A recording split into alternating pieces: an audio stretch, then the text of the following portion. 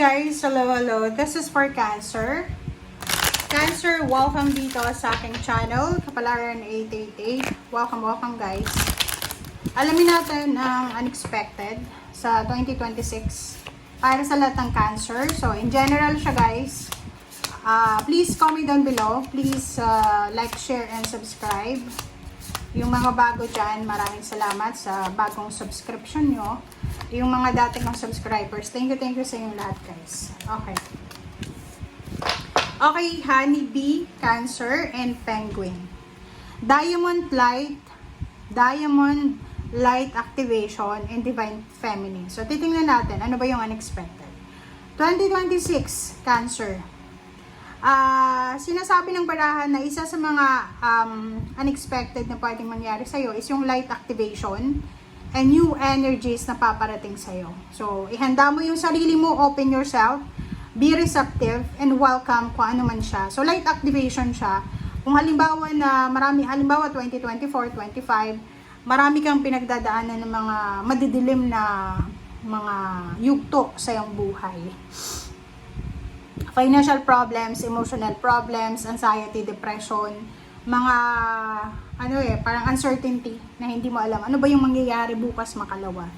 Ngayong 2026, pagpasok pa lang ng January 1 or December 31 of 2025, sinasabi ng bala sa'yo na makakaramdam ka ng sobrang kapayapaan, and there's a light, parang may liwanag, mararamdaman mo na mayroong clarity.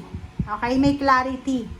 And makakaramdam ka ng bagong pakiramdam. Na yung parang feeling mo, hindi ka na yung dati na nadidepress, nagkaka-anxiety. Ngayon ay sobrang positive na. Magiging sobrang optimistic ka. Okay? Divine Feminine, Honeybee. So, sinasabi ng baraha dito na you are being called to rise. So, unexpected din, Cancer, na this 2026 ay ikaw ay tinatawag ng universe, ng iyong spiritual helpers and guide na bumangon. So, kailangan mong bumangon basta makakaramdam ka ng parang boost sa buhay mo. Yung mga nawawala ng pag-asa dyan, na parang iniisip nyo wala ng pag-asa, sa 2026 ay magkakaroon kayo ulit ng bagong pag-asa. Alright, so let's check. Cancer.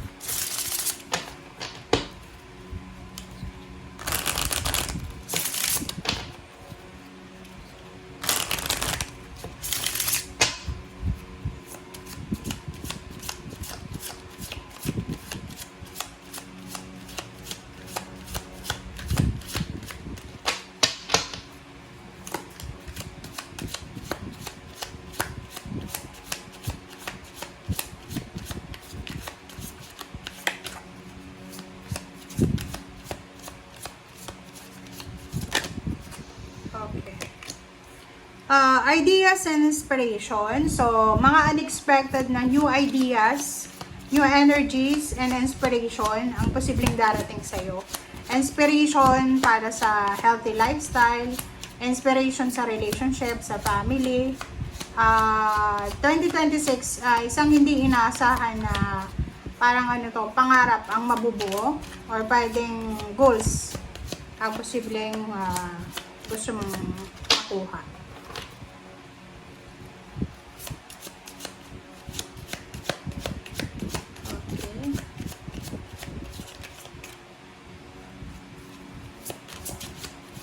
Cancer. Okay, soulmate. So, yun.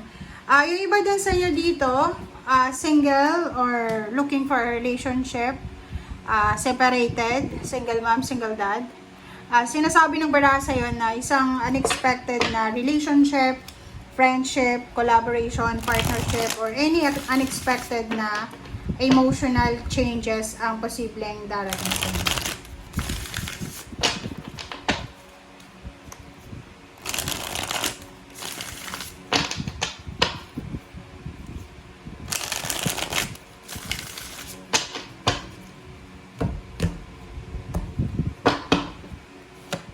Okay, 8 of Swords. Four of Swords. Oh, diba? Ang ganda.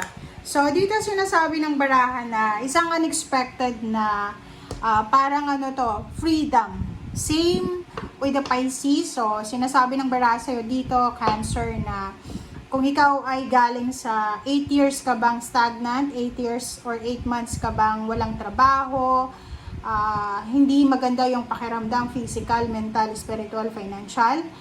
Sinasabi ng baraha sa'yo na yung mga Cancer dyan na marami kayong gustong gawin pero hindi nyo magawa.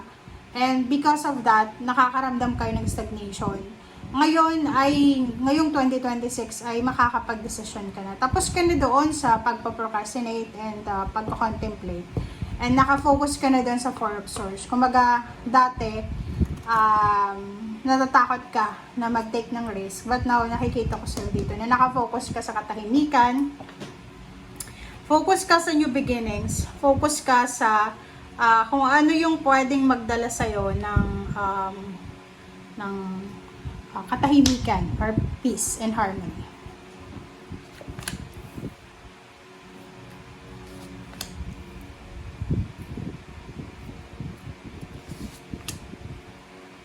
Okay. Sa ilalim mo dito is Seven of Discs and Judgment. So, nakikita ko sir dito, ano man ang hinihintay mo na parang naghihintay ka ng pagkakataon. And this year of 2026, sinasabi ng baraha, hindi man yan dumating, kung ano man yan na hinihintay mo, kailangan mo pa rin na magpatuloy. Magdesisyon ka. Kasi minsan, di ba, ang tagal na natin hinihintay yung promotion, hindi tayo mapopromote kasi hindi naman tayo sip-sip. Ang tagal natin hinihintay na makaraos sa buhay, hindi tayo nakakaraos kasi siguro may mga unhealthy lifestyle kayo or may mga hindi wise kayong ginagawa na pwedeng nakaka-apekto sa pag-unlad mo. The Moon card and King of Swords and Six of Discs. So, sinasabi ng baraha sa'yo na unexpected din na yung kinakatakutan mo, it's either relationship, trabaho, negosyo, or future, ay posibleng lilitaw yung katotohanan. So, there's a parang light activation talaga. So, yung kinakatakutan mo ay hindi pala dapat katakutan. Direction. May mga tao, okay, this is unexpected, may mga tao na posibleng makakatulong sa'yo. Okay, Cancer, lalo na sa direksyon na tinatahak mo. So, kung ano man yan na ginagawa mo sa ngayon, ano man na inspiration, ideas na yan na nasa isip mo, isakatuparan mo na kasi unexpected, maraming mga tao yung papabor sa'yo, maraming tao yung susuportahan ka, maraming tao yung magiging masaya sa kung ano man yan na plano mo or gusto mong mangyari sa buhay mo. Okay? So, thank you guys for watching and see you again. Bye!